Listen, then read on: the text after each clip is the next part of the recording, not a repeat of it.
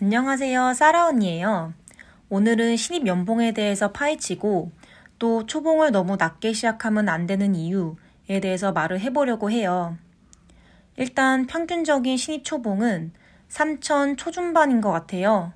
슬프게도 제가 취업한 게 16년도인데 이때와 비슷한 것 같아요. 분명 물가는 올랐는데 말이죠. 평균 연봉이 이렇고 물론 이보다 더 낮거나 높을 수 있어요.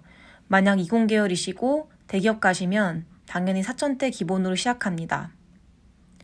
보통 연봉은 고정급과 인센티브로 구성이 되는데요. 뉴스에서 보시는 1,000만 원 단위의 파격적인 인센티브는 보통의 회사에서는 절대 일어나지 않고요. 삼성전자나 SK하이닉스 같은 돈 잘 버는 초우량 한국 대기업에서나 가능하고 이조차 공대 직무에 많이 쏠려 있어요. 저희 문과생들에게 해당되는 부분이 많진 않아요.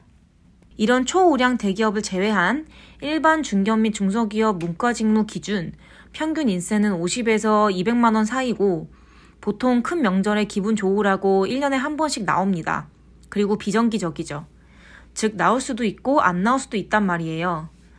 그래서 인세는 플러스 알파로 생각하고 고정급 얘기로 다시 돌아와서 초봉 3,500을 받는다고 칩시다. 근데 이건 세전, 즉 세금 떼기 전 금액이에요. 우리는 항상 세후, 즉 실수령액을 생각하셔야 하는데요.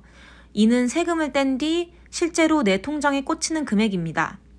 이 돈 갖고 실제 생활을 하시게 되는 거죠. 궁금하시면 포털 사이트에 연봉 실수령액이라고 검색하시면 연봉별로 나옵니다.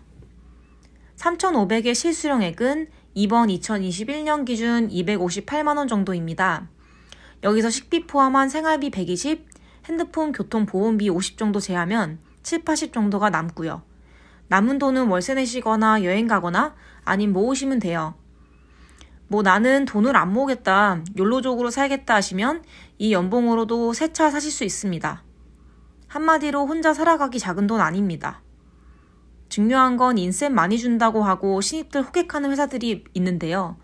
인센은 계약서에 정확히 명시가 안 됩니다. 그래서 줄지 안 줄지는 엿장수 마음이에요.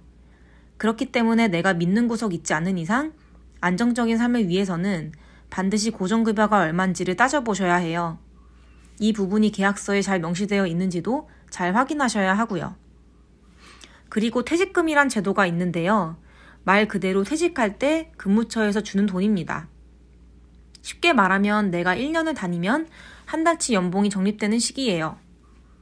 만약 3년 일하고 그만두면 3개월치 월급을 일시불로 받으시는 거고요.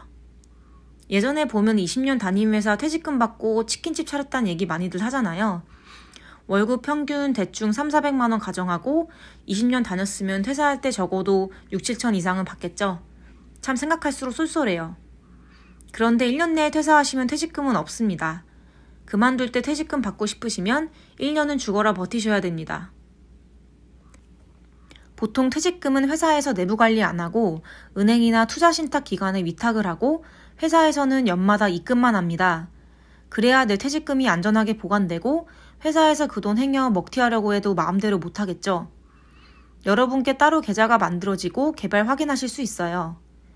그러나 퇴직금이란 말 그대로 퇴직할 때 수령 가능하기 때문에 그 전에 마음대로 입출금 하실 순 없습니다.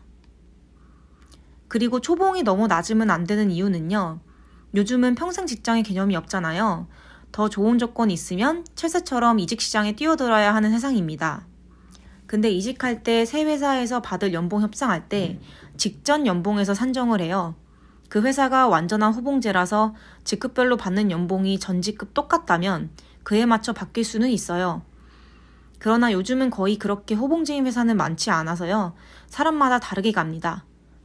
그래서 쉽게 말하면 직전 연봉이 3,500이면 그 기준으로 플러스를 시켜주는 거죠. 근데 플러스를 파격적으로 많이 해주지도 않거든요. 막 몇천씩 높여준다든지. 내가 그 회사에 스카우트 돼서 간다든지 엄청난 자격증이나 성과가 있다든지 하지 않는 이상 많이 봐야 몇백씩 높여줄 텐데 시작이 너무 낮아버리면 거기서 암만 플러스를 해봤자 그닥 높아지지 않겠죠. 다른 회사 이직하는 것도 정말 좋긴 한데요. 가서 적응하려면 또 시간과 노고가 들어갑니다. 그래서 파격적인 조건이 아니면 사실 그냥 다니던 회사 다니게 되는 거죠. 그렇기 때문에도 현재 받고 있는 연봉 그리고 시작한 초봉이 중요해지게 되는 겁니다. 오늘은 신입 초봉에 대해서 좀 파헤쳐 봤는데요. 아무래도 여러분이 가장 궁금해하시는 부분일 것 같아요. 궁금하신 점 댓글로 남겨주시면 제일 많은 질문들 모아서 또 한 번 영상 올리도록 하겠습니다. 오늘도 시청해주셔서 감사합니다.